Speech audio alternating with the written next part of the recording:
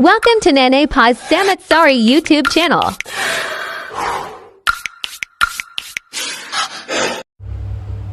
Ayan. Nakabili si nanay ng isdang galunggong. And super dami. Si Lola kasi hindi ko matanggihan. Ipaksiw natin. Tapos ay bukas ulam natin. Gabi na kasi. Huling ano na niya siguro kasi magsasara na siya. So, binigay na niya sa akin ng $20 lang po. Hindi na ako hindi na ako nakahindi. Binalot-balot na niya.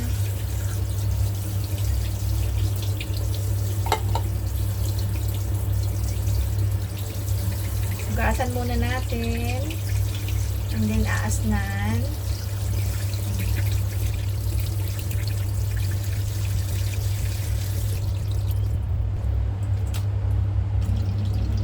Patigisin muna natin yung tubig. Yan. Yan. Tapos, iba natin ang asin. Iba natin ang asin. Tapos yung tubig. Lipat natin dito sa mangkok para patiglan natin ang asin. Yan. Maliliit naman siya. Pero, okay na rin pang paksiw. Pag di natin naubos sa paksiw, pwede natin iprito.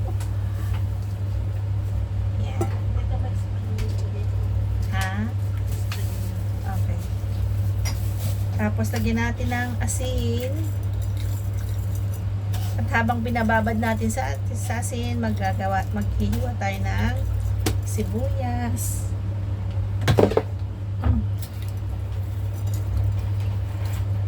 Babad muna natin sa asin.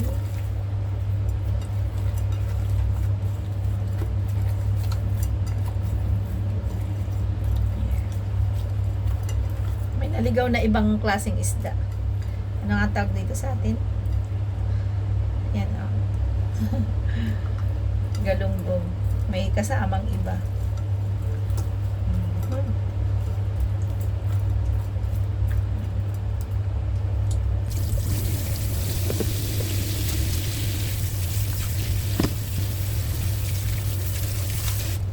Okay. Lagay natin ang ating luya. Lagyan natin sa ilalim.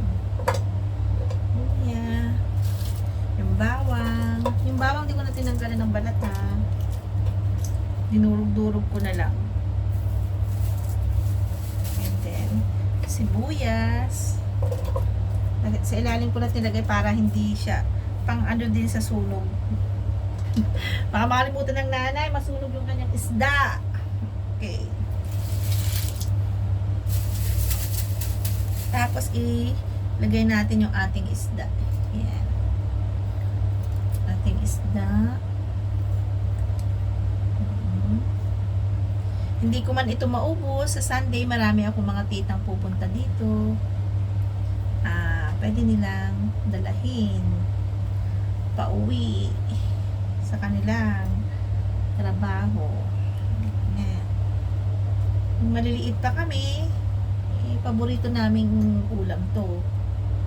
Kaya, ulam ng mahirap. Pero ngayon mukhang hindi na ulam ng mahirap eh. Sa sobrang mahal. Pero yan, nabili ko lang ng $20. Say mo, $20 binigay sa akin ni Lola.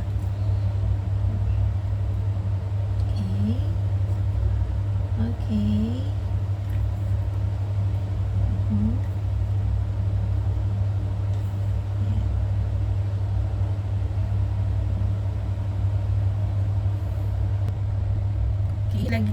Lagyan ulit natin ng konting bawang sa ibabaw.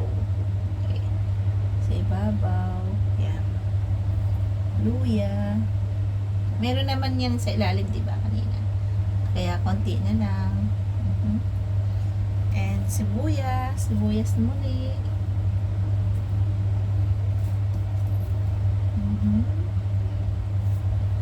Sibuyas. Okay. And siling verde.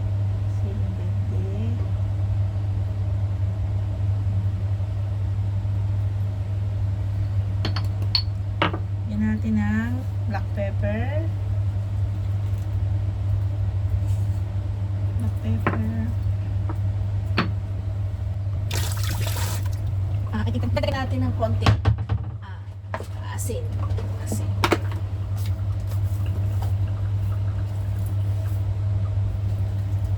Kasi may asin naman na yung isda, kaya lang baka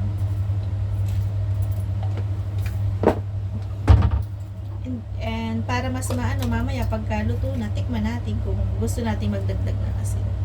Lagyan din natin ng konting chicken powder, konting sugar,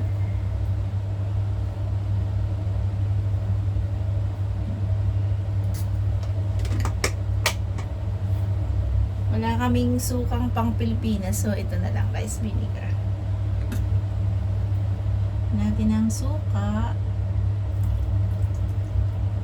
And syempre mamaya timplahan pagluto na, titikman natin para okay ba yung lasa niya.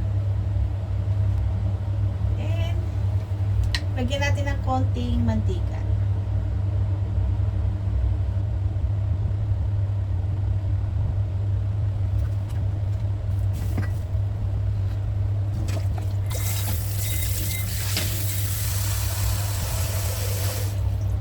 Lagyan natin ng sabaw.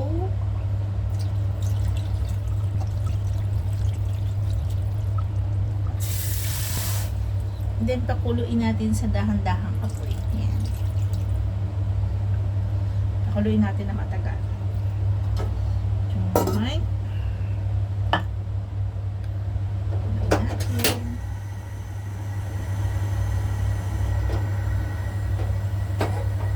Pag kumulo, saka natin siya pahinain. Tayin natin siya. Shout out muna tayo dyan sa ating mga kananay dyan, sa ating mga kawaiti dyan, sa ating mga ka-subscriber diyan, sa mga silent viewer ni nanay, sa mga kaibigan sa YT. Shout out po. Maraming salamat po sa patuloy na pag-suporta nyo kay Nanay Paz. Sana wag kayo magsawa. Kahit na paminsan-minsan is walang upload si nanay. And titikman natin siya. Sabihin ko sa inyo kung masarap yung luto. Balikan natin siya pagkulo.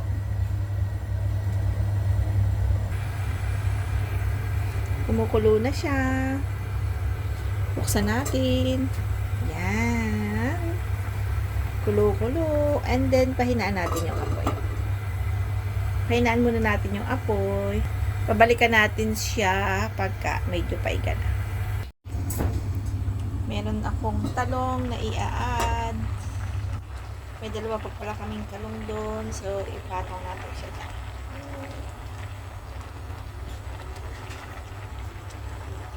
Meron pa siyang sabaw. Iga-igahin natin. Lagyan natin ang talong. Silipin ulit natin. Ayun. Ayan. Luto na po ang aking paksiw na isda.